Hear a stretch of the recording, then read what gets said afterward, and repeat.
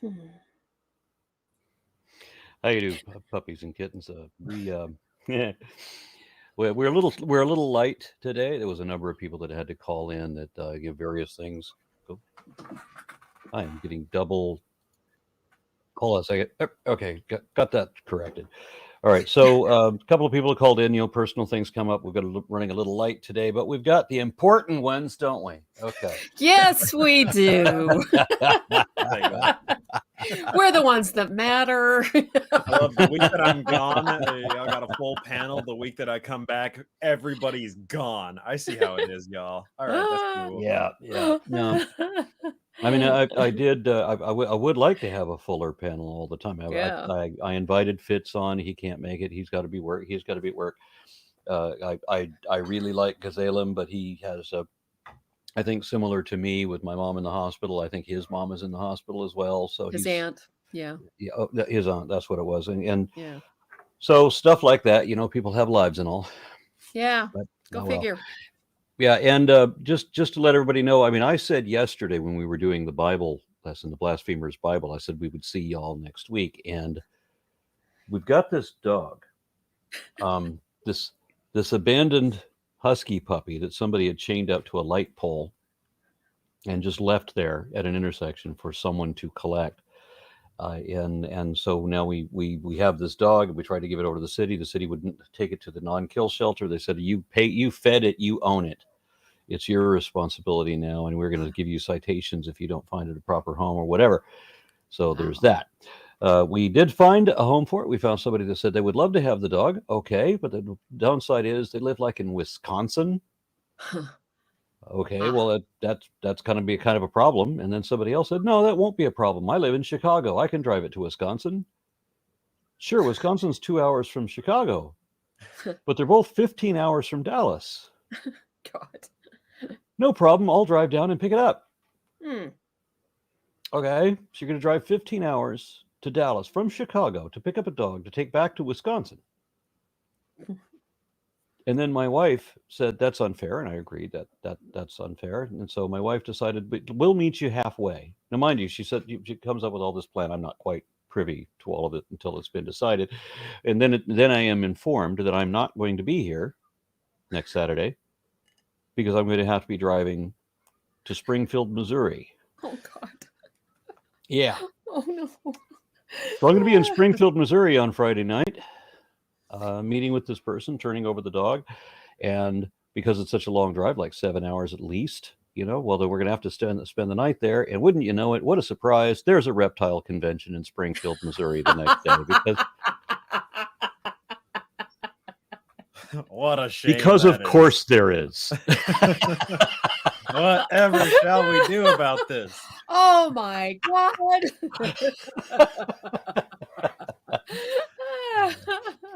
Yeah, I'm so pretty that sure that why Aaron's travel plans create like the Schrodinger's reptile convention. If he chooses to travel somewhere, one spontaneously comes into existence.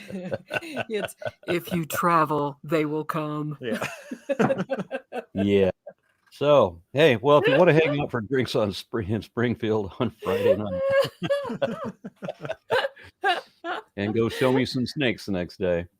All right, so back to business, back to why we're here. We are on Mosiah 7, and we don't have Jimmy today. Are we having Jimmy today? Should we expect him today? I was thinking he said he was taking off, but I forgot. Yeah, he wasn't on the line either. So I think he said he was taking a week off, but I'm not entirely sure. Okay. Well, I think the advantage to that is we're going to get to listen to a lot more of Bryce and Shannon. We'll get through a lot, you're saying? No, we'll listen to a lot. Okay. According to the chat, someone has to take over making the penis jokes, Arn. So that'll be you. No. What will we do? A week without dick jokes on the show? Oh my God. Oh. All right, so I'm going to jump into a couple of comments right away. So the Raven 200 offers $4.99. It says, Bryce, I finished my D&D NPC based off Joseph Smith. Thank you. You were a great source. I hope they were the BBEG and they died in spectacular, glorious fashion by your party feeling like heroes. It's the only way to do it. Then Daniel Wheeler offers $10 and says, off topic, phylogeny video suggestion. Bats. Ken Ham versus Bill Nye. Ken Ham said teeth are not indicative of diet and mentioned fruit bats and pandas, snakes, spiders. Why not bats next? Yeah, it's funny how teeth are not indicative of diet.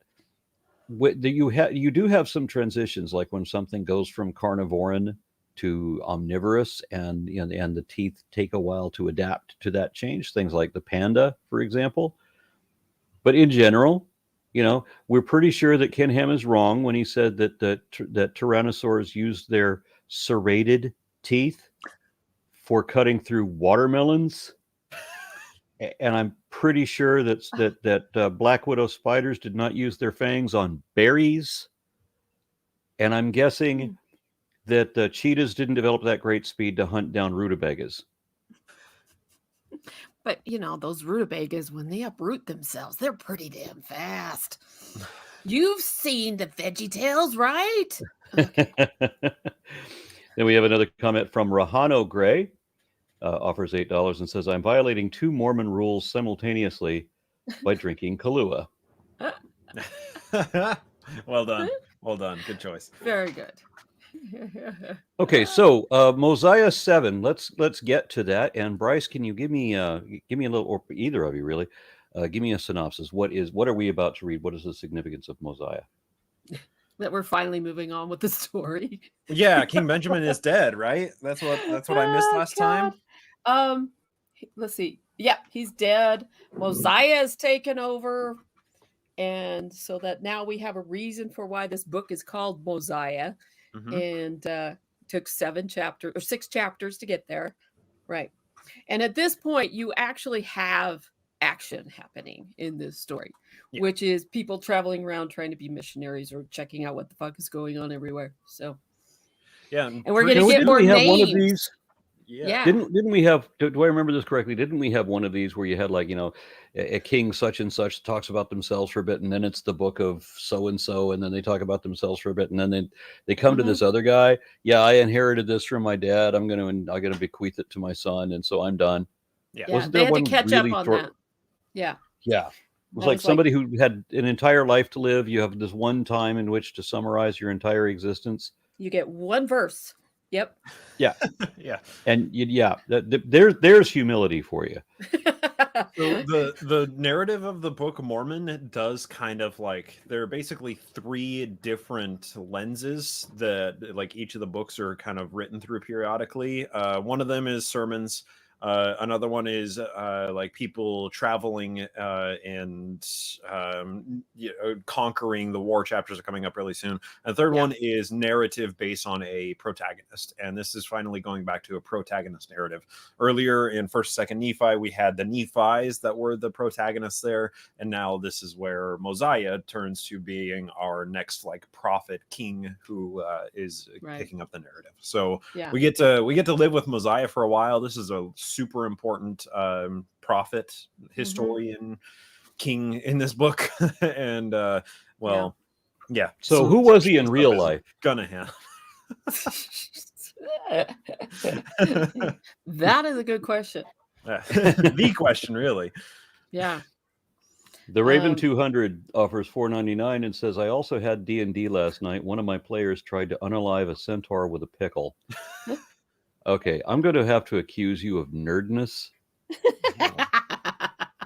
Can't have that here. What? This is a nerd-free zone. Oh, God. All right, who's reading today? I'll take it.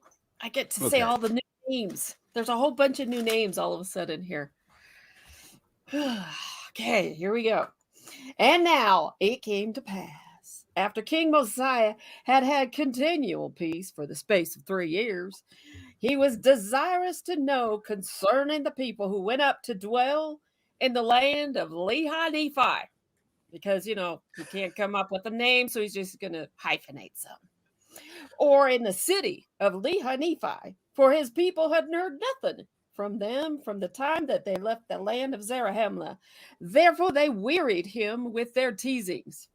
Oh no, teasings.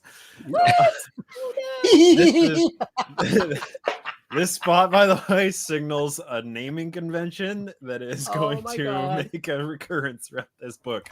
Oh The my most God. ham-fisted, lazy goddamn names. We get the yes, Lehi Nephi that is populated by the Lehi Nephites, which Oh, should we not haven't be even confused got with to- the anti-Nephi Lehites. That's next book. That's next book. I know. It gets so That's much my worse from favorite. here on.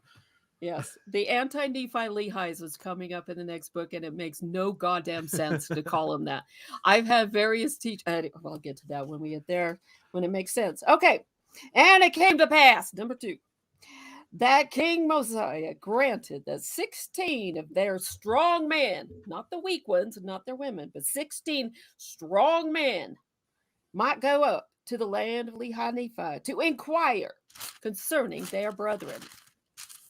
And it came to pass that on the morrow they started to go up, having with them one Ammon. This is the first Ammon we talk about. This is not the Ammon that's going to show up later who cuts off a bunch of men's arms. Okay. This is the first one.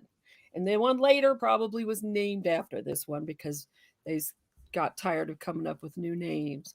Okay, them, one Ammon, he being a strong and mighty man, and a descendant of the Zarahemla, and he was also their leader. Because why? I believe that's pronounced Zarahemla.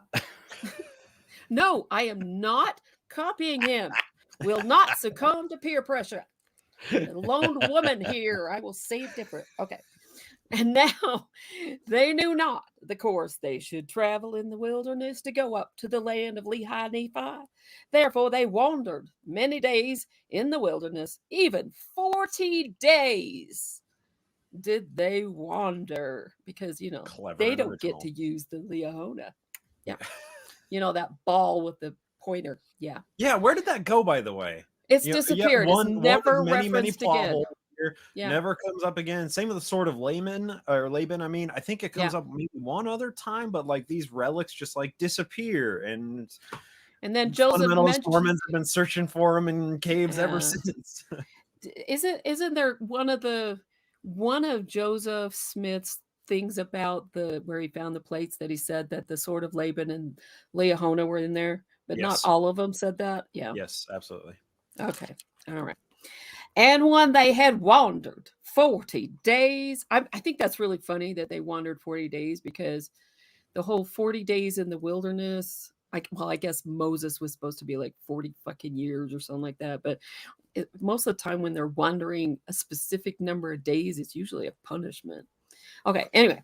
And my family never noticed. My family never thought there was anything suspicious about everything being in 40. Whether it's 40 days or 40 years. I mean, really, all these things happened in 40? 40? Yeah, the flood was 40 days. It took 40 days to kill the entire population. Got it. All right. And when they had wandered 40 days, they came to a hill, which is north of the land of Shiloh. And there they pitched their tents. There's your dick joke. And Ammon took 3 of his brethren, and their name were Amaleki, Helam, and Hem. And they went down into the land of Nephi, not the land of Lehi Nephi, but the land of Nephi. Remember that. And behold, they met the king of the people who were in the land of Nephi and in the land of Shiloh, and they were surrounded by the king's guard, and were taken, and were bound, and were committed to prison. Because why? Go fuck yourself. They're strangers. They're immigrants. That's right. All right. Yeah, that's good. They're immigrants. All right.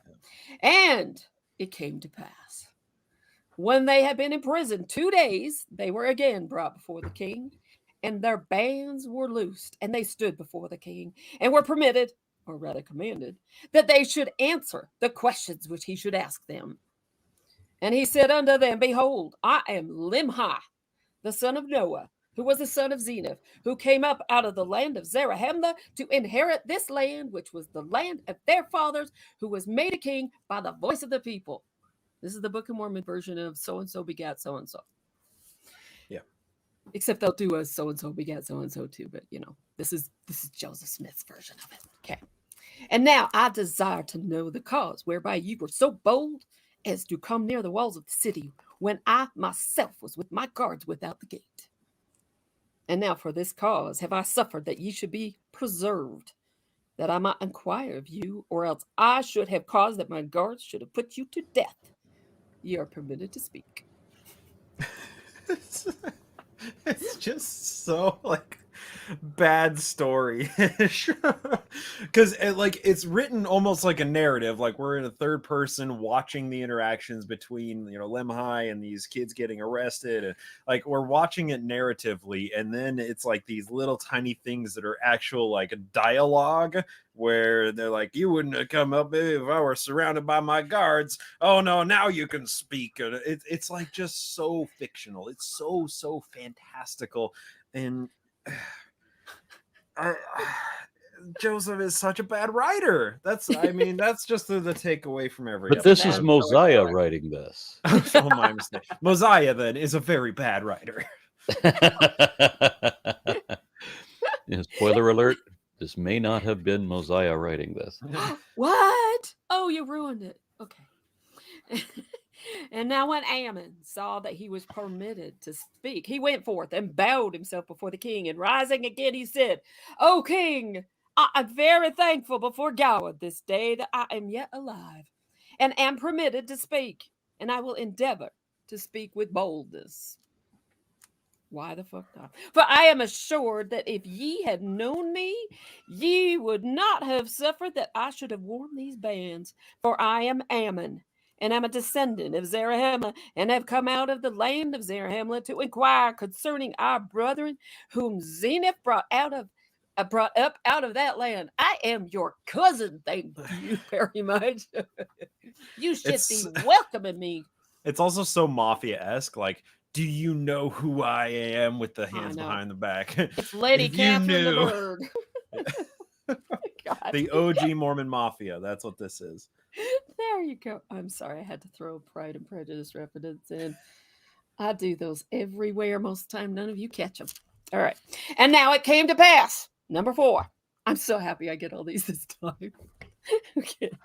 That after Lemhi had heard the words of Ammon, he was exceedingly glad, and said, now I know of a surety that my brethren who were in the land of Zarahemla are yet alive. Because, of course, you won't be a spy. Why would you complain to be something you're not? Okay. And now I will rejoice, and on the morrow I will cause that my people shall rejoice also. Never mind, you're not an actual immigrant. Okay. And for behold, we are in bondage to the Lamanites. There it is. And are taxed with a tax, which is grievous to be borne. So, in other words, you came from that other land. We're in trouble with the Lamanites. Maybe you have money and can get us free. Can you work on that, please? All right. And this is also like just so like 19th century rah patriotic, right? Because the idea of like we're taxed and the tax is grievous, like this is being written 50 years after the American Revolution, right? So like this is in living memory of people who were alive at the time, the Revolutionary War happening, because there was too much taxation among many other problems. So this is just one of the things in here, like, well, hey, we read the prophecy of Christopher Columbus in this book. This is another thing that's like miracle in the pages. I thought that this was like 45 years after that. So wasn't this like 1830s? Yeah, late 20s, late 1820s. Okay. Yeah. Yep. And now behold, our brethren will deliver us out of our bondage, or out of the hands of the Lamanites, and we will be their slaves. For it is better that we be slaves to the Nephites than to pay tribute to the king of the Lamanites. That's a try and wrap your head around that moral question. Yeah. What does this book actually teach us about slavery? Oh, it's okay to be a slave as long as you are the king that you're enslaved to is actually like a good guy. Then as slavery long as is you're totally enslaved to the white guys. Yeah, It's okay. That's see, the point. Right now, you're enslaved to the Lamanites, who are all black because they're bad. Yeah, that's right. That's what they're saying here. Be better to be a slave to the white guys. Yep. So as long as you are a slave to good righteous white-skinned Nephites, then God is totally fucking cool with slavery in this book. Yep. Before you continue, let me read through some Catch comments. up on the comments. Yeah, Damian McLagan says, why do we have original sin still affecting us when sins only pass down a certain number of generations? I've never actually read the Bible, so I might be wrong. Well, we're in a different book now. and Yeah, and Mormons believe that you're only punished for your sins and not for Adam's transgression, except when they want you to be punished for something else because they really super duper want to punish you. So yeah, that's why. and then the Sinister Porpoise says, can we get any of the verses read in a fake Irish or Scottish accent? I can't do either of those, so I don't know. I'll do either of them very poorly. How's that? I would do them in such a way you would be like, Shannon, what the fuck are you trying to do? I would do them so badly you wouldn't be able to tell which is which. I think that's something to ask Jimmy when he comes back. I was in Ireland and I tried to imitate an Irish accent, and the person I was talking to, the Irishman I was talking to, said, "Oh, well, he was Scottish then." So, yeah. shows how well I did. All right. The only reason why I do this Southern thing, I can do this, is because my mother was from the South, from the deep South. She was born and raised in Andalusia, Alabama. And so this is something I picked up from my mother, my grandmother, my aunts, that kind of thing. So that's the only reason. Mark Smith says, most everyone loves Southern Grandma. Now a true Southern Grandma. Yes, I know. And he's so cute. I finally got to see him this past week. Okay. Yay. He's home. He's home from the NICU. So I got to see him, got to hold him, got to love all over that little thing. Anyway, all right, I'll stop. The Sinister Porpoise offers $2 and says, Harry Turtledove writes better alternate history. Yes. There's a Morgan. 27,000 authors who write better alternative history. Good God. Yep. A Morgan offers $20. So thank you very much. It says, Shannon, you are proof of the saying, beware the wrath of the woman who beware the wrath of the woman who bullshitted. At least I think that's what the saying is. Whatever. With a correction after that. Just beware of the wrath of a woman. That's enough. Yeah. Just a second. And then a Morgan says, screwed up the super chat, should read The Woman Bullshitted in Bad Fingers. Okay. All right. Go ahead and continue, Shannon. Excellent. I will. And now King Limhi commanded his guards that they should no more bind Ammon nor his brethren, because that they should go to the hill which was north of Shiloh and bring their brethren into the city, that thereby they might eat and drink and rest themselves from the labors of their journey. For they had suffered many things for those goddamn 40 days, and they had suffered hunger, thirst, and fatigue, because none of them carried enough food for those 40 days. Okay, and now it came to pass. Number 5. Making up for all those weeks I wasn't here. On the morrow that King Limhi sent up a proclamation among all his people, that thereby they might gather themselves together to the temple. Why? So they can have a general conference of their own. It's state conference time. That's it. To hear the words which he should speak unto them. And it came to pass that when they had gathered themselves together, that he spake unto them in this wise, saying, O ye, my people, lift up your heads and be comforted, for behold, the time is at hand, or is not far distant, when we shall no longer be in subjection to our enemies, notwithstanding our many strugglings, which have been in vain. Yet I trust there remaineth an effectual struggle to be made. God. What? The wording of that is like, what the fuck? This is his version of let my people go. I mean, yeah, I trust there remaineth an effectual struggle to be made. Translated, it says, hey, y'all, this is about to suck real fucking bad. It's gonna work this time. I know we keep trying to get free, but this time it'll work. I promise. I promise. So bad. One more time. Let's try it. Yeah. Oh my God. Oh Oh, Moses Mark is Rose says, I wonder, out of curiosity, if character names like Mosiah helped inspire the Mormon tradition of splicing names. It had to or come from just making somewhere. up something, Yeah. or respelling them so that they're spelled in different ways. Yes. Oh my God, make them all unique and peculiar. Yeah. Ugh, yes. Therefore, lift up your heads and rejoice and put your trust in God, in that God who was the God of Abraham and Isaac and Jacob, and also that God who brought the children of Israel out of the land of Egypt and caused that they should walk through the Red Sea on dry ground and fed them with manna that they might not perish in the wilderness. And many more things did he do for them. And again, that same God has brought our fathers out of the land of Jerusalem and has kept and preserved his people even until now. And behold, it is because of our iniquities and abominations that he has brought us into bondage. It's our fault we're slaves, God damn it. Okay. Yeah. I mean, like, it's such a, like, that's the point, and it's such a pernicious thing to know that this was written before the Civil War, right? Like slaveholders had plenty of passages in the Bible to justify owning slaves, and the Book of Mormon comes along and it's like, yep, here's some more, in case you needed it, more scriptures to justify owning slaves. Yes. Here you go. Here, we're just going to make it so it's about white people. Yeah. And Mosiah is a good guy in this book, by the way. Mosiah is like one of the big names in this book that Mormons really love. Him and Moroni. Mm-hmm. Oof.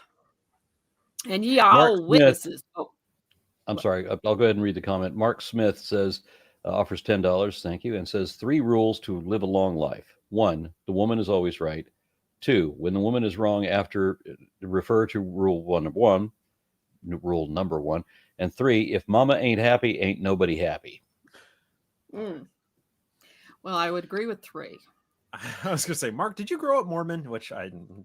Yes, Mark did. That's a Mormon joke. Yes, do the Raven 200 right now. That one is good. Yeah.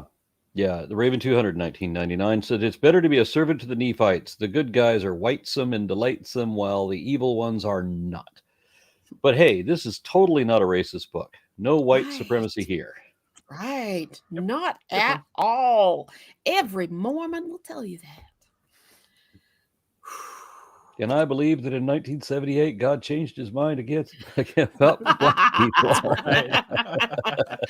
It's one of the best lines in that entire play. Oh my God. All right. And ye are all witnesses this day that Zenith, who was made king over this people, he being overzealous to inherit the land of his fathers, therefore being deceived by the cunning and craftiness of King Laman, who, having entered into a treaty with King Zenith, and having yielded up into his hands the possessions of a part of the land, or even the city of Lehi Nephi, and the city of Shiloh, and the land round about. And all this he did for the sole purpose of bringing this people into subjection or into bondage. The sole purpose of making slaves. And behold, we are at this time to pay tribute to the king of the Lamanites, to the amount of 1/2 of our corn and our barley, and even all our grain of every kind, and 1/2 of the increase of our flocks and our herds, and even 1/2 of all we have or possess, the king of the Lamanites doth exact of us or our lives. Yeah, corn. Yeah. Corn. Right. Corn. Yeah. And our herds of horses. So stupid. Zarnarankar says, wait, is this saying that whites were owned by blacks in America just before the Civil War? I thought this book was meant to be something that really happened, or did I miss something? you might have missed something. Alternate history. Here we are.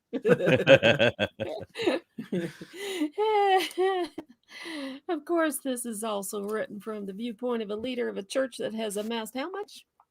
Yeah. Yeah. 12 figures. 12 figures. Yeah. No biggie.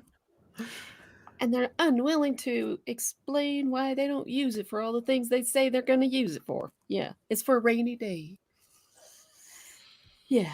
And now, is not this grievous to be born? Slavery. Yeah. Slavery is pretty grievous to be born. Yes. Yeah, Pretty bad. dude. Good job, I Buck. mean- You figured it out. Yeah. I mean, he's also basically describing a feudal system almost. But anyway.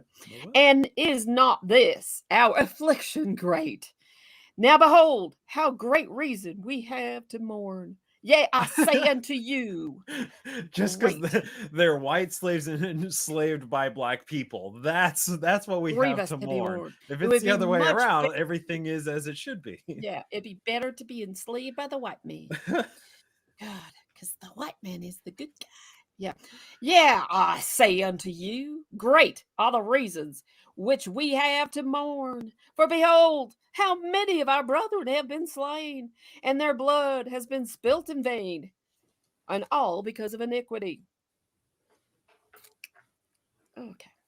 For if this people had not fallen into transgression, the Lord would not have suffered that this great evil should come upon them. See, it's their own goddamn fault. Yep. Yep. But behold, the black people were enslaved because they were cursed by God. God would not have allowed slavery to happen if it wasn't all part of his plan. Wait. That's this. There it is. God wouldn't have allowed it to happen if it wasn't part of his plan. Mm-hmm. That's a tautology. Yes. Yes. Okay, Isaac Raskin says, for a rainy day, are they expecting the deluge 2.0? Yes, they are. It's a lot of rain. It's like Noah levels of rain. They're so hoping for it because then they can be like, we have all the money and Christ is here now. And Christ says, oh, we're not using money anymore because we don't like money. Remember that? Okay. Yeah. Did I? Okay. No, I read that one. Yeah, I read both of those. Okay. Yep. That's yep. Okay. It's funny because the one you say I missed is the one where I said, or did I miss something? All right. But behold, they would not hearken unto his words, so they all got drowned. But there arose contentions among them, even so much that they did shed blood among themselves. And a prophet of the Lord have they slain. Yeah, a chosen man of God, who told them of their wickedness and abominations, and prophesied of many things which ought to come, yeah, even the coming of Christ. And because he said unto them that Christ was the God, the Father of all things, which they don't say, Mormons don't say anymore, but they did say then, and said they should take upon him the image of man, and it should be the image after which man was created in the beginning. Or in other words, he said that man was created after the image of God, and the God should come down among the children of men and take upon him flesh and blood and go forth upon the face of the earth. Mormons do not teach that. Correct. It's in their book, but they don't teach that. Yep, this does not work with the Mormon theology, like Book of Moses stuff. Even Book of Moses stuff. This is right. This doesn't work with it. Which now, is it somewhere in the Book of Mormon where it says that it talks about how we all had bodies like before we were born? Yep. Well, that's not anywhere in the Book of Mormon. That's Mormon theology, but that's not in this book.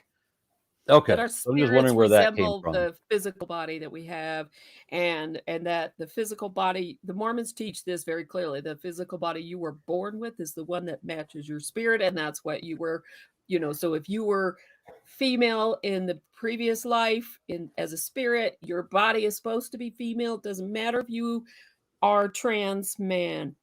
Your body was born female. That is what you are. You cannot claim anything else. You can't do anything to make it anything else. Yep. That's Mormonism. Because God doesn't make mistakes. Well, my curiosity was that why is it that if we all had these bodies that we choose our parents? That's what my family taught me, was that I chose them. Yeah.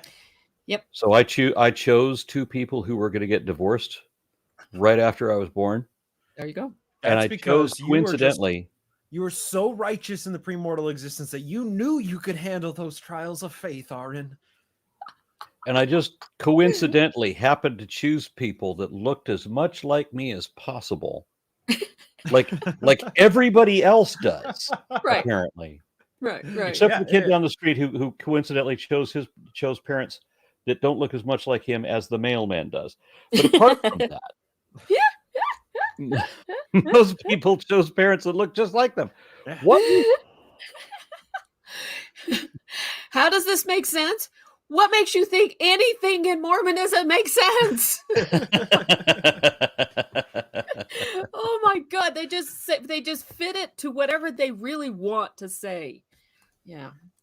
God. Trevor and Wright adds, what is the point of Lamanites if all they get is special treatment and yet they have nothing to do with morality or anything good? I know. Well, we did just now find out that they killed a prophet. Do we know the name of the prophet? No. Do we know the immediate backlash? No. So we do find out the name? Okay. Oh, yeah. Yeah, We're going to get the whole story because so the next fiscal year will show that we have no prophet. Oh, that's that. Okay. Yeah. Cool. All right. Yeah. And so It's the Sinister Porpoise says. The Sinister Porpoise says that the spirit bodies come from the Pearl of Great Price and the Book of Abraham. Yeah, so they got together and created bodies. Yeah. Aaron, you have to read the Pearl of Great Price. It's short. Yes. It's so short. Please bring us on when you do. Bring us on when you do. Then what we will do is we'll do a continuation of this series because I know that we're going to have Lamentations when this comes to an end. And we'll move on to the Pearl.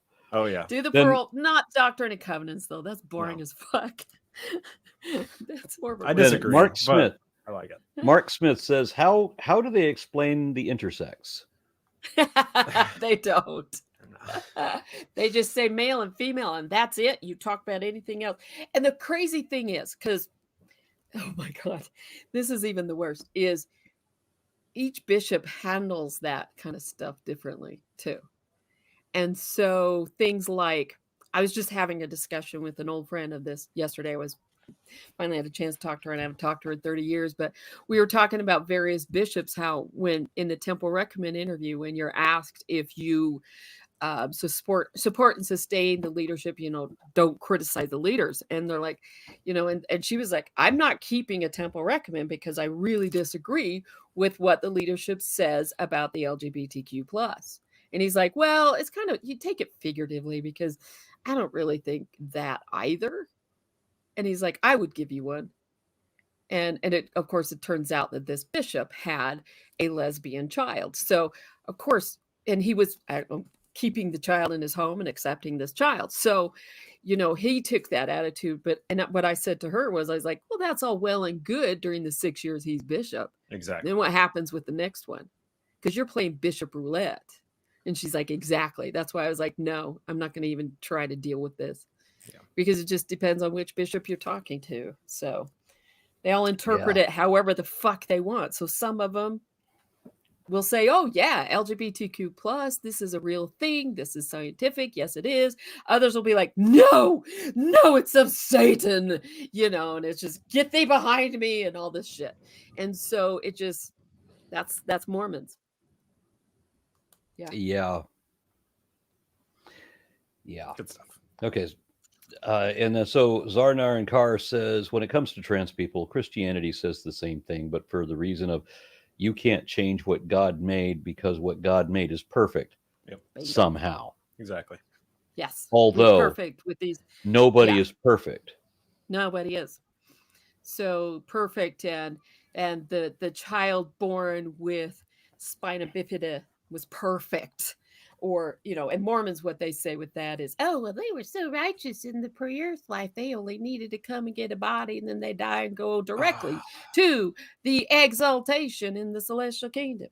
This is, I have Anyway. a personal story about that because, like, people with disabilities are treated on basically a case by case basis in the church, Yes. and like the different kinds of disabilities, if it is considered a debilitating disability by the people, the leadership of that specific ward, then so for example, in my experience of this, a friend of mine had a younger brother who was severely autistic, like non-verbally autistic, and our local bishop there just decided that he was so righteous in the pre-earth life that all he needed to do was come down and get a body. That's the teaching behind this. And that basically anything that he did here, he wasn't capable of making the decisions about morality because he was so righteous. He got the golden ticket to the celestial kingdom. So this kid with severe autism didn't have to get the priesthood, didn't have to go through most of the ordinances or anything, and they're just automatically granted into the celestial kingdom. But it was just up to that one bishop's interpretation. And like you said earlier, Shannon, like it's the bishop roulette. Depending on who the leader is, they'll determine if a specific disability like disqualifies somebody from having to do all of the ordinances, or qualifies them for the golden ticket of the celestial kingdom or not. And it's an incredibly ableist and elitist way to look at disabilities, because now we have a hierarchy of disabilities that are allowed straight into the celestial kingdom and disabilities that are not allowed straight into the celestial kingdom, and bishops have to make determinations every single day of whether or not somebody is too disabled to get the priesthood or whatever. Yep.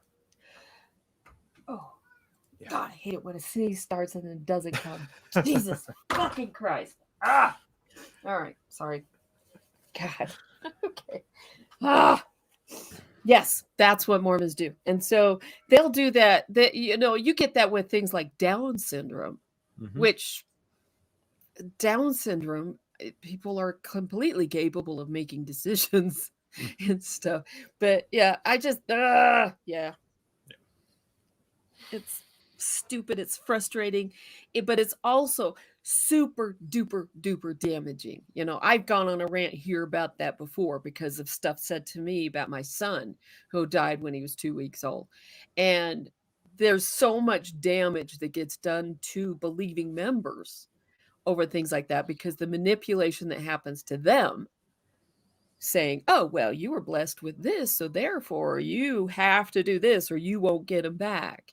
Anyway, there's so much fucked up with Mormonism, and that's a 3-hour rant from Shannon. So, we ready to go on, or do you need to read any more? Oh, you got 2 more comments. Yeah. Okay. All right. So Raven 200 499 says, we chose our parents. So my cousin chose to be the daughter of a diddler. According to Mormons, yes. Yep.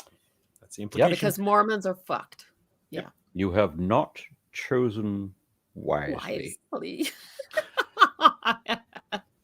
Andrea D offers $2 and says, isn't get thee behind me code for capitulation, for copulation? It's butt sex. It is now. See? I am your monkey fish frog.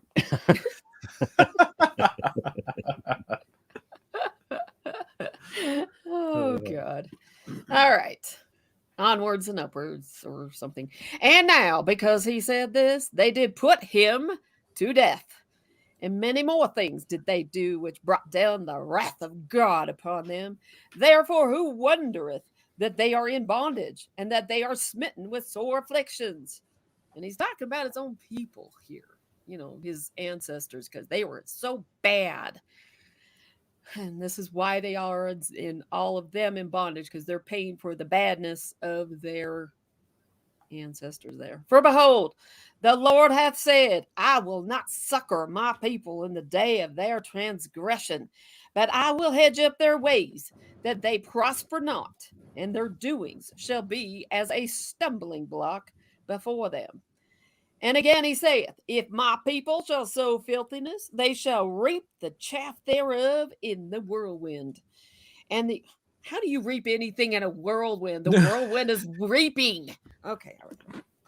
And the effect thereof is poison.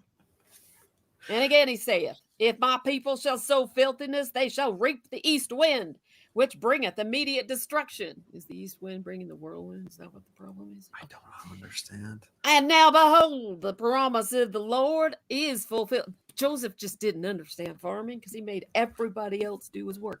Okay. The promise of the Lord is fulfilled, and ye are smitten and afflicted.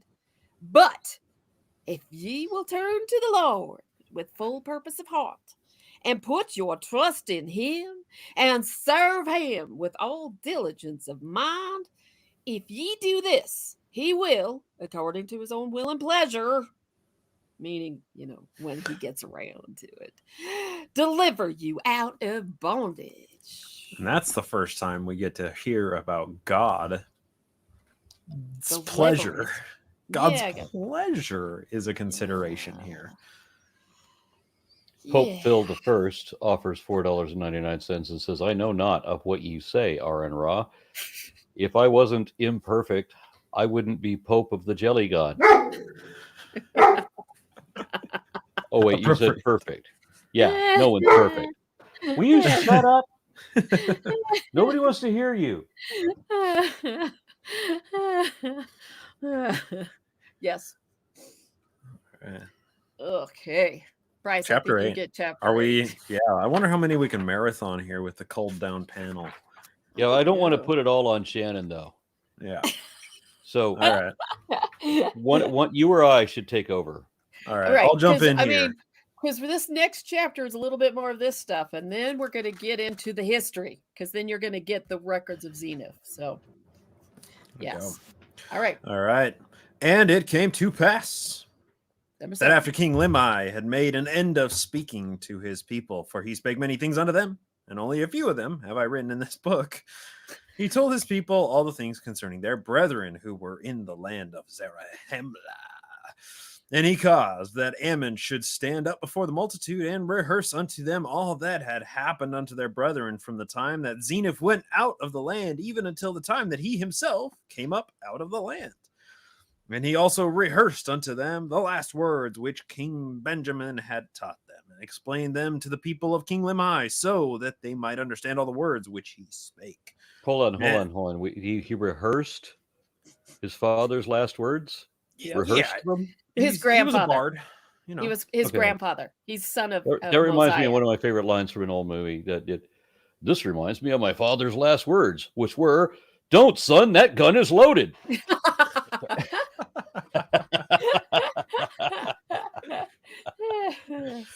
Oh dear. And it came to pass that after he had done all this, the King Limhi dismissed the multitude, and caused that they should return every one unto his own house. And it came to pass, really crunching through these, and it came to pass is that he caused that the plates which contained the record of his people from the time that they left the land of Zarahemla should be brought before Ammon, that he might read them. Now, as soon as Ammon had read the record, the king inquired of him to know if he could interpret languages, and Ammon told him that he could not. Oof. They need a Joseph Smith, somebody who can read unreadable languages.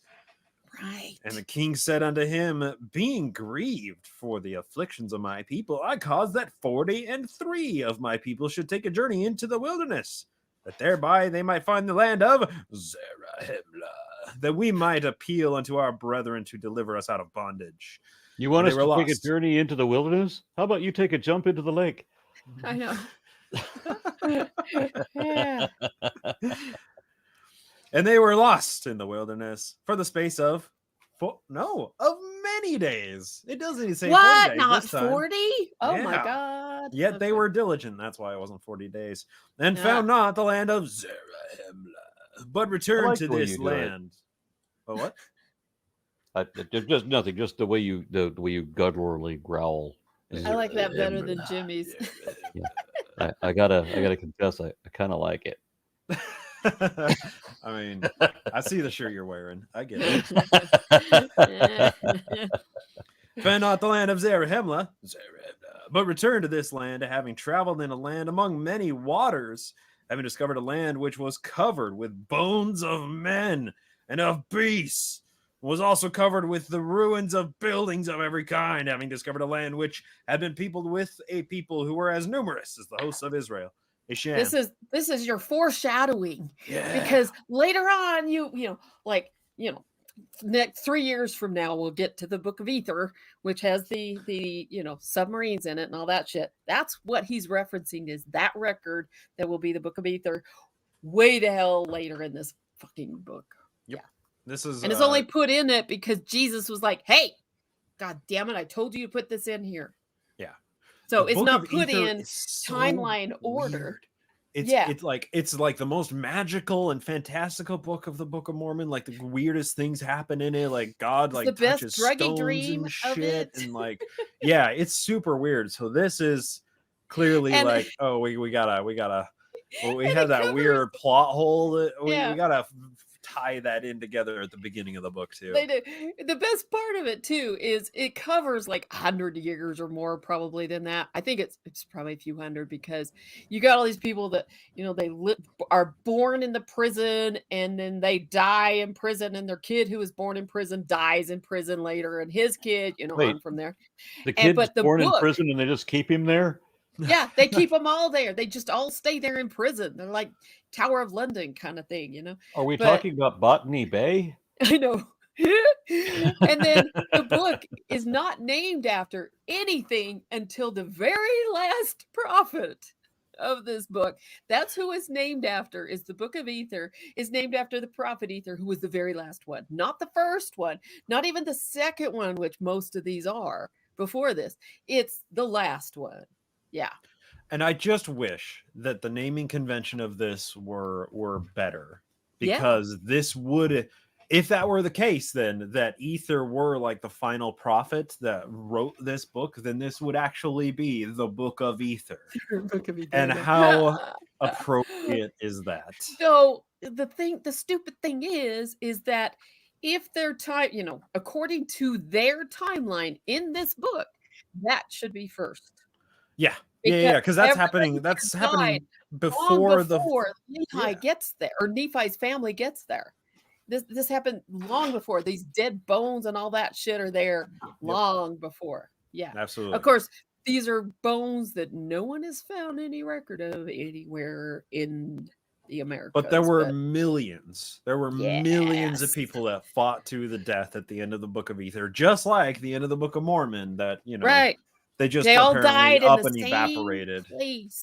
It's like that scene where in that battle in Game of Thrones, it's like second to the last, or the last season, and who is it, Jon Snow or somebody, I can't remember which one of them, but he's in the middle of all these dead bodies, and he's just like, I'm drowning in these. That's what it is. Yeah. Yeah, Except they patterned not that quite. after Book of Ether. Right. Well, like that No battle was dragons. actually like somewhat representational of what a one superior army looks like when it's collapsing on an inferior army. That's not how armies work in this book. In this book, these No. armies fight the last man to the death. Yep. You got the final two there fighting, like it's like at the end of the actual book that Robert Ludlum wrote called The Bourne Ultimatum, where Carlos the Jackal is facing Jason Bourne / David Webb. Spoiler. Yeah. All right. Well, Okay. where were we? Yeah, let's see. And they say, King was really They were mad. lost in the there people were forever. grieved. Bones of Man. Right, the lands of Zarahemla, You're and for mine. a testimony that the things that they had said are true. They have brought 24 plates, which are filled with engravings, and they are of pure gold. There's Pure gold in them hills. That's right. That's some goldception. Gold plates within the book of the gold plates. Yeah. All right. I And prefer behold, uranium because it glows in the dark. Very likely. And remember read it that in a there are cave. 24 plates. They're referenced as that throughout the rest of this book. this is the the 24 fifth plates. set of plates that exist in the book of gold plates. Yeah. Okay, and behold, also they have brought breastplates, which are large, and they are of brass and copper, and are perfectly sound. Now, these brass And we'll copper save plates, those for the end of the opera because she's going to need them. When the fat lady sings. Yep. Ain't over until the fat lady sings. Do I get to and sing again, at the end of this? Okay. all right, and this is so the artifacts that they found in this region that was just scattered with bones of a long dead civilization and ruined buildings.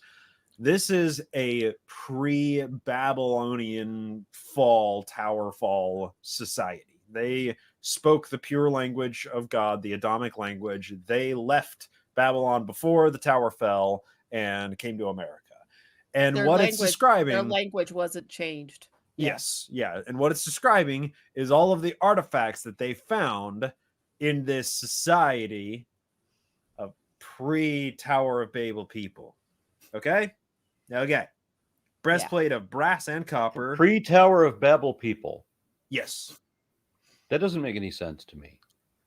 The dating that we got in early on in the story, when this is we're now generations later, but wasn't the first generation of the Book of Mormon already well after the Tower of Babel? But see, this is that book that was written longer before, and so if they're referencing here, the Book of Ether, the one they're referencing, that one should be that's what I missed. First book I missed the flashback sequence. Yes, yeah, that's what this is all about. This is they're like, so we this is found them these finding the records, clues, and it was so cool. Yeah, this is them finding the little clues along the way, and then they have to go fight the big monster, and then at the end we have like the big reveal that brings all of the storylines together and fills all the holes. That's what the Book of Ether finally is.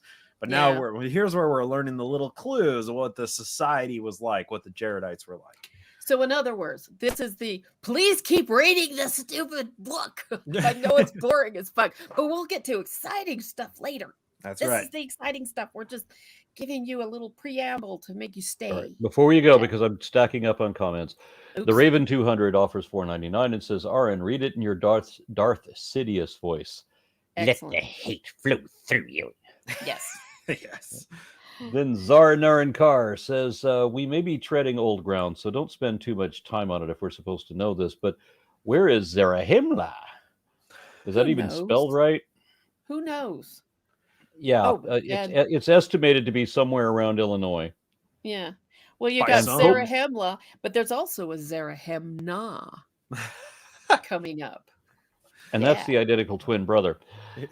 Who's the bad guy, or probably, I can't remember actually, I shouldn't say. Pope Phil the First offers $1.99 and says, "And was he turned into a newt? If so, get better." It got better. The Raven 200 offers $4.99, says, "A kid born in prison, so Bane." Yes. Yep. There you go. Is it Latino or Welsh Bane? What a lovely voice. And Rahana Gray offers $25, thank you, and says, "I would really like to hear you read the Breathing Permit of Whore next." Yes. Oh, I'm sorry. Did I say the Breathing Permit of Whore? I meant the Book of Abraham. Yes, that's in the Pearl of Great Price. That's coming. Absolutely. Yep. That'll be fun. Okay. I say, picking up on verse 11, that should be Darth Sidious. Yeah. It's good. It's describing these ancient peoples. And their weapons. Yeah. Mm-hmm. Okay, so verse 11. That's right. Chapter 8. "And now, for this cause I have suffered, that ye shall be preserved." Wait. What, next You're chapter? wrong. Oh, it's next chapter. You're right. I completely forgot to switch chapters. Verse 11. "And again, they have brought swords. The hilts thereof have perished, and the blades thereof were cankered with rust. And there is no one in the land that is able to interpret the language or the engravings that are on the plates. Therefore I said unto thee, Canst thou translate? And I say unto thee again, Knowest thou anyone who can translate? For I am desirous to know the records which should be translated into our language. For perhaps they will give us knowledge of a remnant of the people who have been destroyed, from whence these records came. Or perhaps they will give us knowledge of this very people who have been destroyed, and I am desirous to know the cause of their destruction. Now, Ammon said to him, oh, never mind, you go ahead and read, because that's narrator. Right. Now, Ammon said unto him, I can assuredly tell thee, O king, of a man that can translate these records. His name is Joseph Smith. For he has herewith wherewith that he can look and translate all records that are of ancient date, and it is a gift from God. It's just Joe. So who's writing this in what time period now? know, right? Jesus Christ. And the things are called interpreters. And no man can look in them except he be commanded, lest he should look for that which he ought not, and he should perish. And whosoever is commanded to look in them, the same is called a seer. And behold, it's so fucking stupid. It's so clearly Joe writing his own shit in here. It is. It's like, no, I promise. This is a gift from God. I'm not pretending to see treasure in here. One of the many downsides about this is that, I listen to this stuff and I'm sure we're never gonna come across a Balrog. No. Damn it. It'd be more interesting if it did. We did have reference to dragons earlier, but we did. But that was from Isaiah. Show up once and then they're fucking gone. The dragons in their poison houses. That was cool as fuck. I'm like, yeah, dragons with poison breath. Jeez. So, all right. He's got seer stones, the interpreters, which is a super Mormon language to the point that, like, they say that in the Urim and Thummim, the rock that Joe used, was like called the interpreters, was called the seer stone, was called all of these different things, and it's like a common parlance word. Interpreter is even the name of a journal, like a Mormon apologetic journal, Interpretal Journal of Mormon Thought. It's right. Yep, that's where that language comes from. All right. Yeah, and Mormons, as soon as you say the breastplates, they know exactly what you're talking about, which is those breastplates that would hold the interpreters up like glasses so that you could read something you couldn't interpret before. Yep. But I want to make a point here, how important magic is to all of this, right? Yeah. Because it says right here that the person using the seer stone has to be righteous in order to use it, because if not, what is it? No man can look in them except he be commanded, lest he should look for that which he ought not. Mm-hmm. So the magic resides in the stone itself. If somebody who is not of pure heart uses the seer stone, then they might look for something that's naughty. And so you're if saying they do that, they will die. You're saying that the map changes depending on who looks at it. Yes, the map is wrong. But it just saw that cartoon movie. If you do it and you shouldn't be, you will die. And so, very much. No one can do this except to those who are told to do this, except for those who don't do what they're told. Right. Yeah. And then they get to die, because they touched something wrong. Yeah. Is that when the Nazis melt? Yes. That's right. That's it exactly. Yeah. All right. And the king said that a seer. No, sorry. And behold, the king of the people who are in the land of Zarahemla is the man that is commanded to do these things, and who has the high gift from God. And the king said that a seer is greater than a prophet. Unless they're a prophet, a seer, and a revelator. Okay, I'm sorry. Go on. And Ammon said, wait, no, should this go back to Darth Sidious? What Ammon said? Oh, no, for what? Am I playing a character now? And Ammon said that a seer is a revelator and a prophet also, and a gift which is greater than no man can have, except he should possess the power of God, which no man can. Yet a man may have great power given to him from God. I want to make a very... Remember this, the Q15, that is the top leadership of the Mormon church. So you got the first presidency, which is the prophet, his 2 counselors, and then the 12 members of the Quorum of Apostles. That's the Q15. Every 6 months in general conference, the entire church sustains them, which means they agree that they all are prophets, seers, and revelators. It's a very important distinction that those 15 men are that. No women. You can never say everybody except that one. Nope. It's always those 15. Right. And you also get this thing that you'll see in wherever the fuck it is, that no one that God will not allow any of them to lead the church astray. He said it will remove him from his place, which means he'll kill him, because the only way they get removed from their place is by dying. Once you get put in there, you're there for life. God repeatedly chooses people who then piss him off. Right. And do shit he didn't want them to do. Like God is gonna hunt down Moses to kill him. Mm-hmm. And then God, who foresees all things and knows all things and can see into the future, tens of thousands of generations, but he didn't see coming that Zipporah was going to, cut off the tip of her son's penis and throw it at her her husband's feet. And now God has to change his mind because he didn't see that coming. Right. Exactly. But God won't let any of these liars mislead the church. Exactly. Though now it's like, well, but now they're kind of trying to change that now and say, well, when Brigham Young said that Adam and God are the same, that Adam was a god and all that stuff, and the Adam Eve God doctrine and all that, he was speaking as a man, not as a prophet.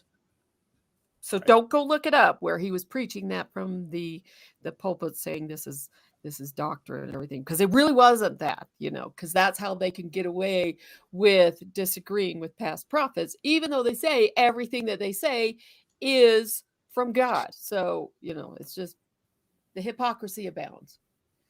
Another point that I want to bring up in this, it's been a minute since we've done this because I haven't had to, but as preface, right, what we just read, it says that the greatest gift that a person power can have is the power of God.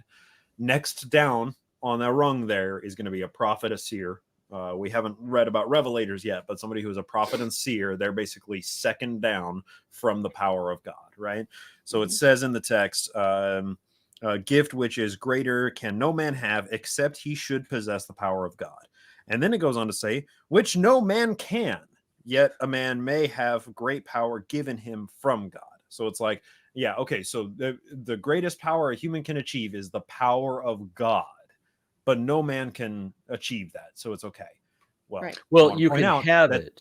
You can have it, but once you use the gauntlet, then it kills you. Yeah. That's exactly how it works, right? Yes, exactly. That passage there is a later addition.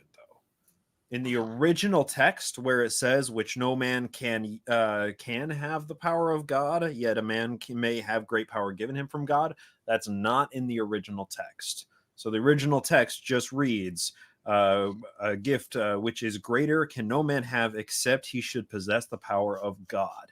And then it just goes straight to the next verse that says, "But a seer can know things which have passed."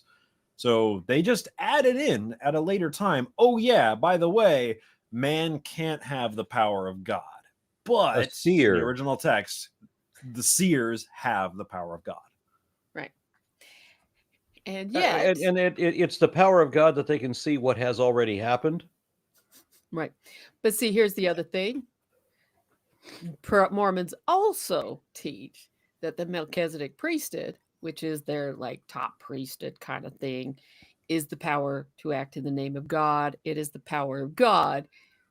So, once again, yeah.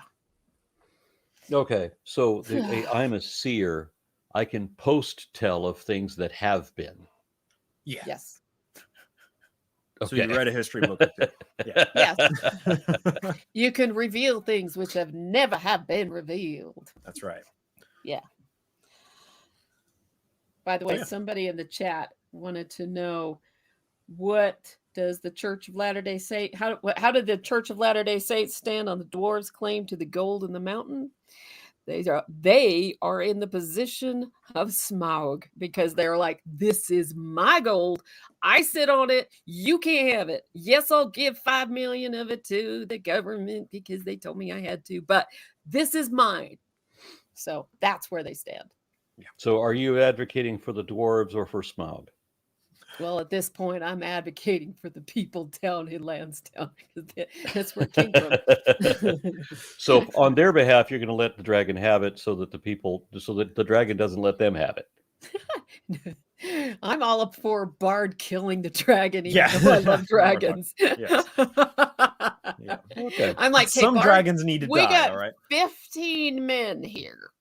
They're all toothless dragons. You need to come take Mojo. care of this.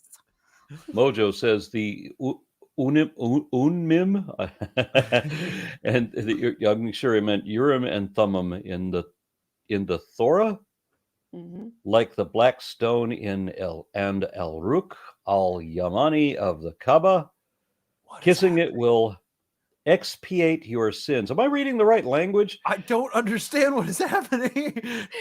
Well, it's like that, as long as they looked at the serpent being held up, they'd be healed. It's the same sort of thing. Yeah. Kissing it will expiate your sins. Is this idolatry, like the serpent idol that heals? Yeah, there we go. Whoa. This is Wow. why Yeah. we need more people on the sense of- staff. Somebody Jeez. needs to explain to me what the hell I just read. I somehow suspect that Gazalem would know this. I'm sure you would. Well, what it comes down to is, what the hell are you worshiping? What do you think is going to heal everything? Yeah. That it's just all goes to the same place. It's all I know what some I'm type of worshiping. idolatry. The Yeah, I snake know in what your I'm hand? worshiping. Okay, what is it? The breastplates that were large.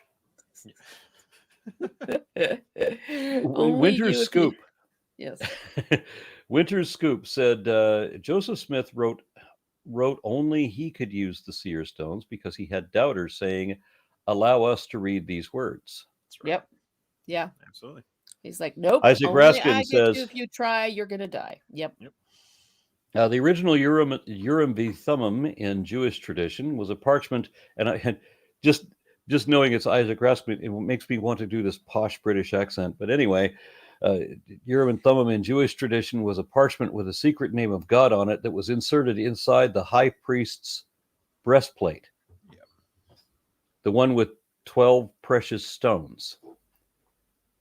Isaac Raskin adds, consulting it was apparently done by the high priest going into the Holy of Holies.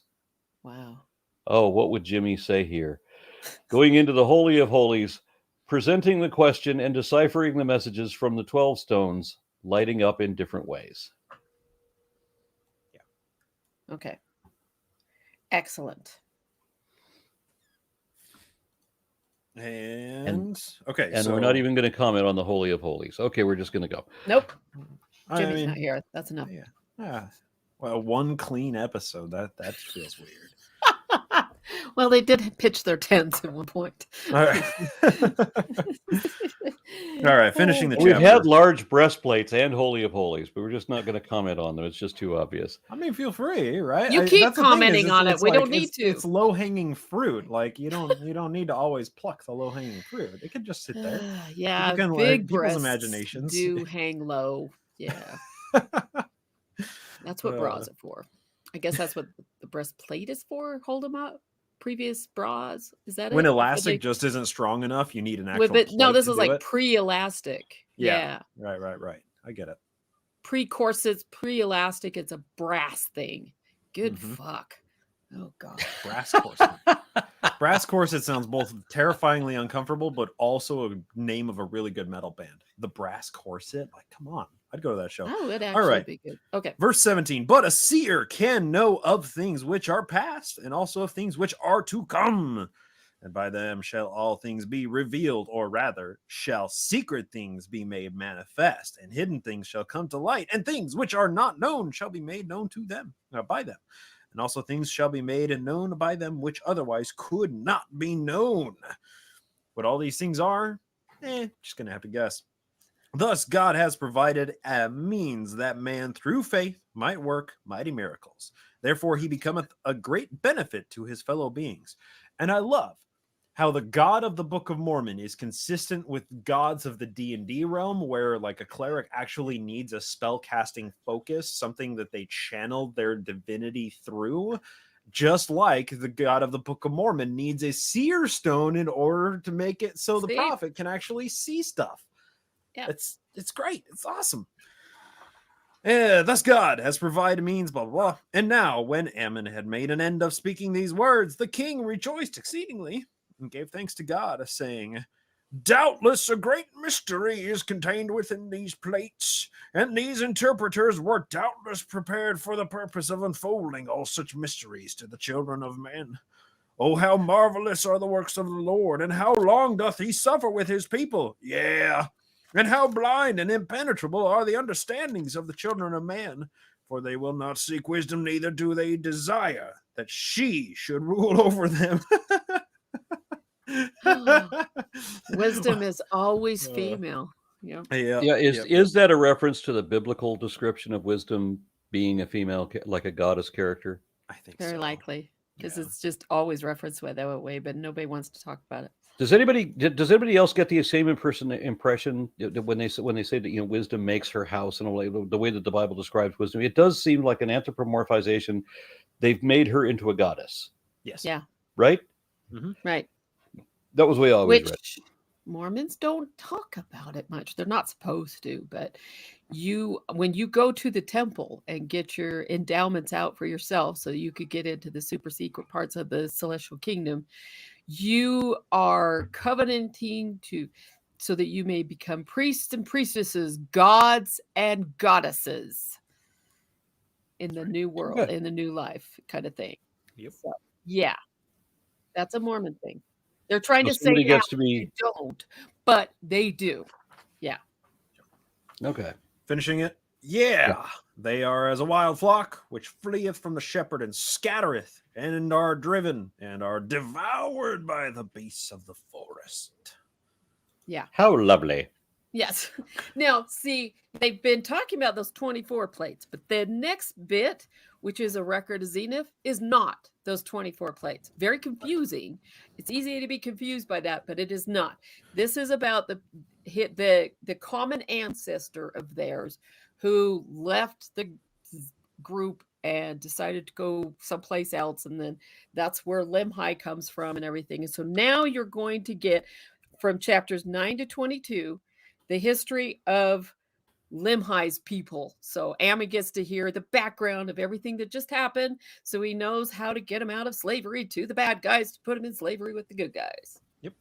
So are we going to attempt then this next chapter, chapter 9? I think so. It's only 19 verses. It is only 19 verses. I'd be happy to jump in then. Yes. And we've got Zenith. Yeah. Zenith. What a great name. No, I didn't make televisions. I, Zenith, have been taught in all the language of the Nephites, and having had a knowledge of the land of Nephi, or of the land of our father's first inheritance, and having been sent as a spy among the Lamanites, a biblical spy, that I might spy out their forces, that our army might come upon them and destroy them. But when I saw that which was good among them, I was desirous that they should not be destroyed. Therefore, I contended with my brethren in the wilderness, for I would that their ruler should make a treaty with them. But he, being an austere and a bloodthirsty man, commanded that I should be slain. But I was rescued by the shedding of much blood. For father fought against father, and brother against brother, until the greater number of our army was destroyed in the wilderness. And we returned, those of us that were spared, to the land of Zarahemla. Yeah. Got one convert. That tale to their wives and their children. And yet, I, being overzealous to inherit the land of our fathers, collected as many as were desirous to go up and possess the land, and started again on our journey into the wilderness to go up to the land. But we were smitten with famine and sore afflictions, for we were slow to remember the Lord our God. Because they were overzealous, see? Yeah. Nevertheless, after many days wandering in the wilderness, we pitched our tents in the place where our brethren were slain, which was near the land of our fathers. And it came to pass that I went again with 4 of my men into the city, in unto their king. that I might know of the disposition of the king, and that I might know if I might go against my people and possess the land in peace. And I went in unto the king. Don't giggle. And he convinced and he covenanted me Don't tell me not to me. giggle. that I might possess the land of Lehi Nephi and the land of Shilom. Shiloh? Shilom. There we go. Shilom. I like that one better. And he also commanded that his people should depart out of the land. And I and my people went into the land that we might possess it. And we began to build buildings and repair the walls of the city. Yeah. Even the walls of the city of Lehi Nephi and the city of Shilom. And we began to till the ground. Yeah. Even with all manner of seeds, the seeds of corn and of wheat and of barley, and with knees. Just keep going. Keep going. Oh, it gets even better. And with shium. And with seeds of all manner of fruits. And we did begin to multiply and prosper in the land. What is a Niaz? Does somebody want a Niaz and Shiam smoothie? I think it sounds delicious this time of year. Now, it was the coming and the craftiness of King Laman to bring my people into bondage, that he yielded up the land that we might possess it. Therefore, it came to pass Number 11. that after we had dwelt in the land for a space of 12 years, that King Laman began to grow uneasy, lest by any means my people should wax strong in the land, and that they could not overpower them and bring them into bondage.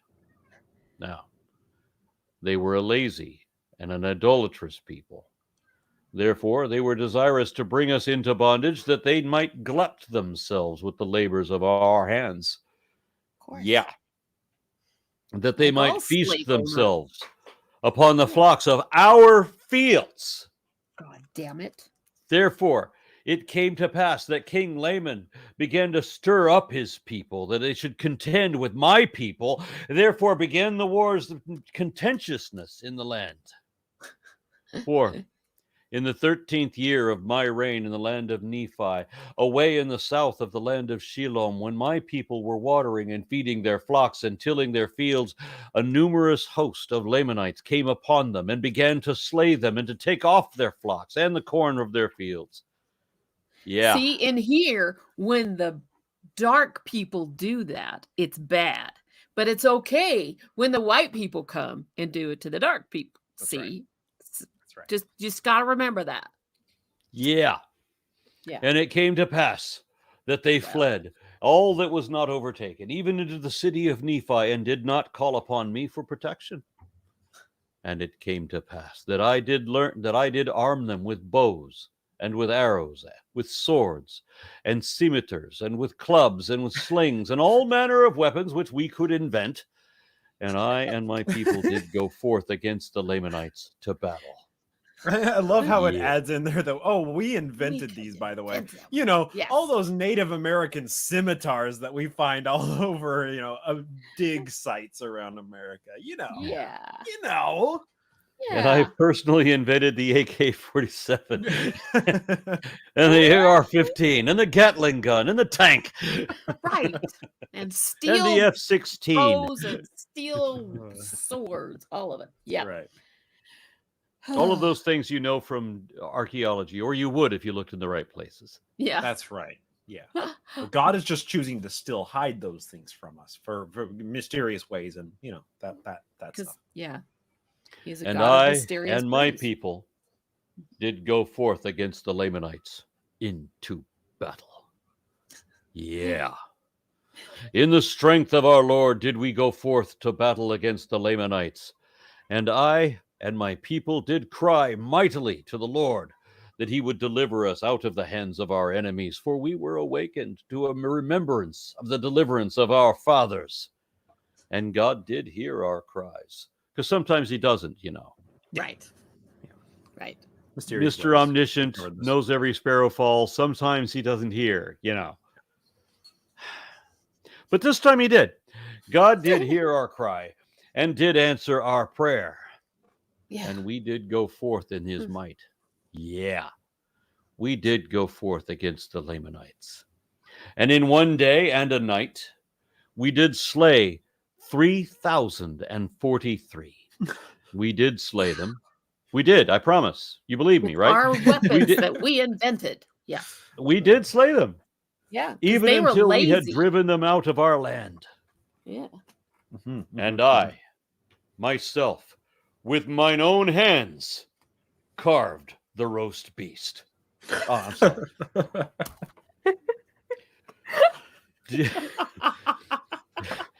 Did help to bury their dead. And behold, to our great sorrow and lamentation, 279 of our brethren were slain. See, I'm as good as King Benjamin. I helped my people. I didn't make them do all the work. Yeah. And I was before him. So, see, hold me up. Yep.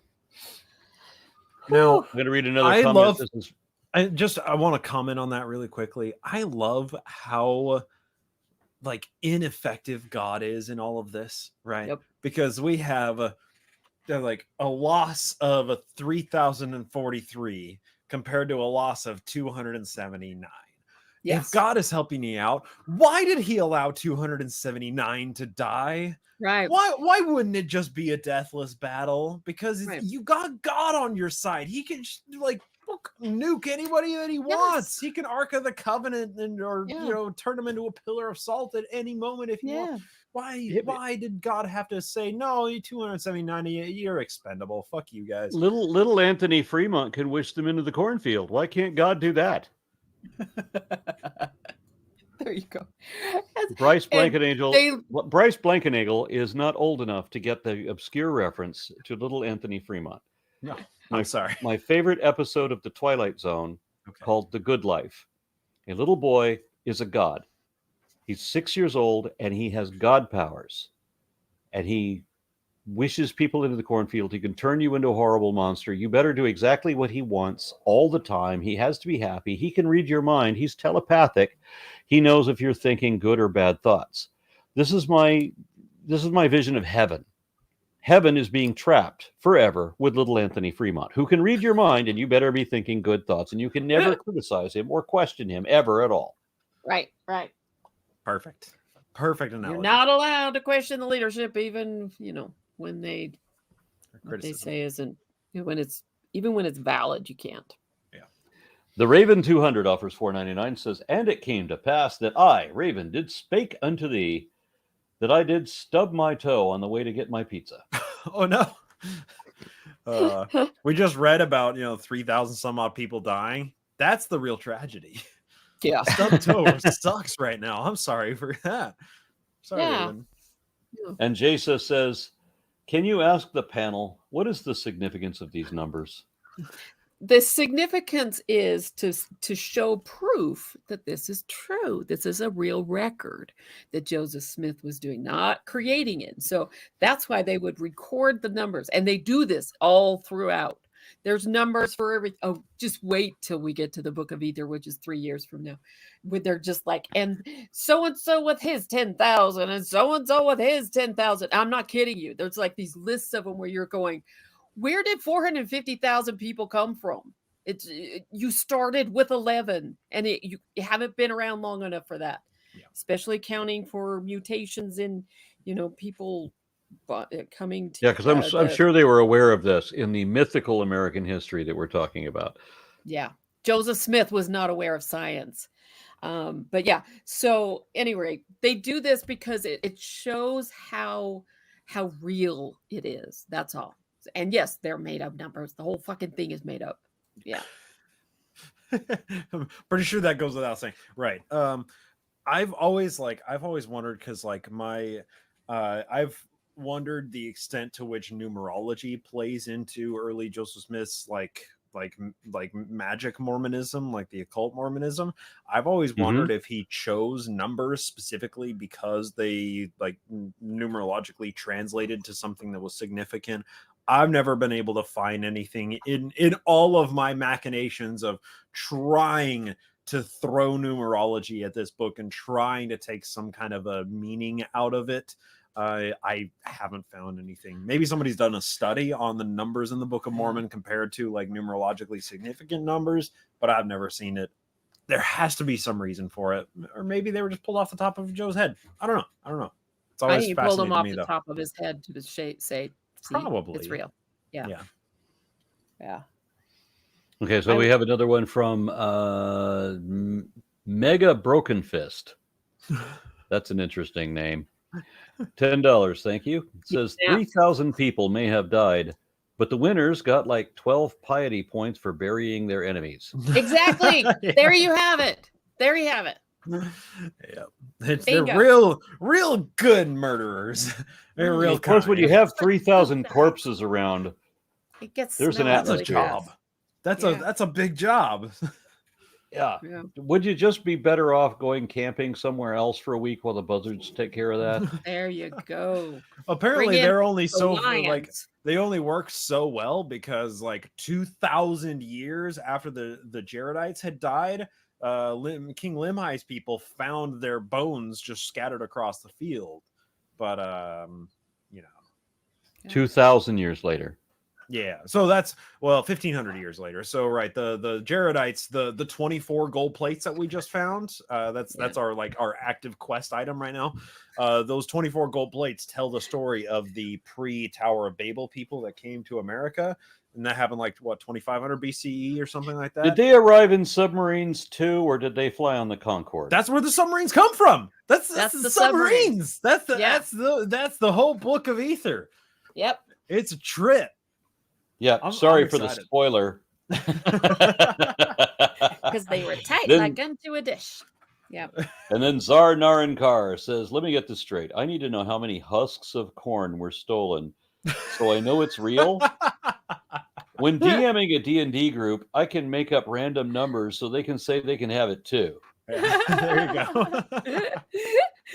So this person D&D DMs D&D. I get the suspicion that my audience is largely nerds. Duh. And your panelists as well. So Bryce, you're the weird one D&D here. You're the one non-nerd in. around us. What are you doing here? Come on, Aaron. Aaron, didn't you listen to Pat Towell?